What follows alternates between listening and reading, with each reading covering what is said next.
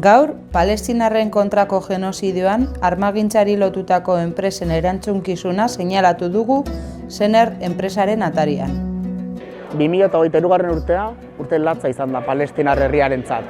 Eta urtea bukatzen ari den honetan, okupazioak, kolonizazioak, apartheidak, giza eskubideen urraketak, minak eta sufrimenduak bere horretan jarraitzen dute.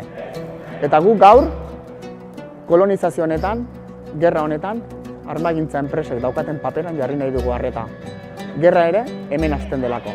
Azken finean, Euskal Herrian badaudelako hainbat enpresa gerrarekin eta giza eskubideen urraketekin negozioa egiten dutenak. Eta guk enpresa hauen erantzunkizuna seinalatu egiten dugu. Palestinako sindikatuek egiten diguten eskariari jarraituz, LABek Israeleko merkataritza militar oro bukatzea exigitzen dugu. Ez dugu gerra krimenekin konplize izan nahi. Sindikalismoak paper garrantzitsua izan du eta dauka gatazken konponbidean, Ipar Irlandan, Kolonbian, Hego Afrikan.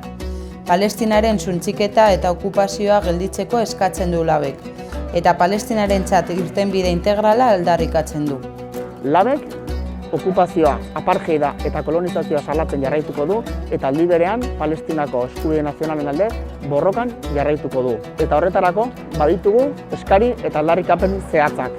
Berehalako sueten bat, preso politiko eta errefuxiatuen itzulera, Gazaren desblokeoa eta elkarrizketa eta diplomaziaren aktibazioa Palestinaren eskubide nazionalak aintzat hartzeko, Palestina askatzeko, Nazio Batuen erakundearen ebazpenetan oinarritua.